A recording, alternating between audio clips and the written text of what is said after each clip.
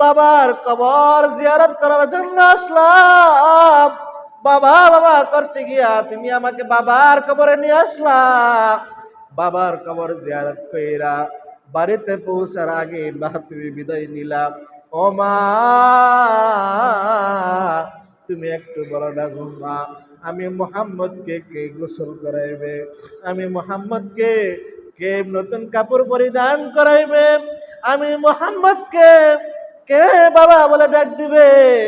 ও মা, তুমি একটু বলো না, আমি মুহাম্মদকে কে গ্রহণ করবে? ও মা, আমি মুহাম্মদের জন্য কি তোমার একটু মায়া হইল না? ও মা, আমার কোনো ভাই নাই, আমার কোনো বোন নাই। ও মা, বাবা দুনিয়া থেকে চলে গেল। তুমি ও মা, আমি 6 বছর বয়সে সন্তানকে রেখে চইলা গেলা। বারবার নবীজি মায়ের গালের সাথে চুমু খায়, বারবার কানের কাছে গিয়া বলে, ও মা, একটু বলো না,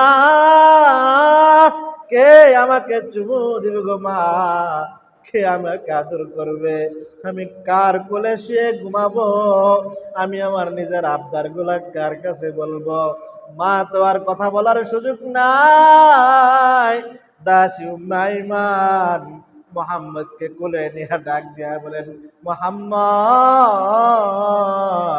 সব কিছু একদিনের ফায়সালা, একদিনের ফায়সালা। আল্লাহ তাআলা যা মনে করেন তাই করেছেন। মাকে দাফন করার পরে মুহাম্মদ নবী দাদা আব্দুল মুত্তালিবের কাছে গেলেন। ভাইয়েরা আমার, একটা বিষয় মনোযোগ দিয়ে শুনেন। একজন মুরব্বীর যদি 4টা সন্তান থাকে,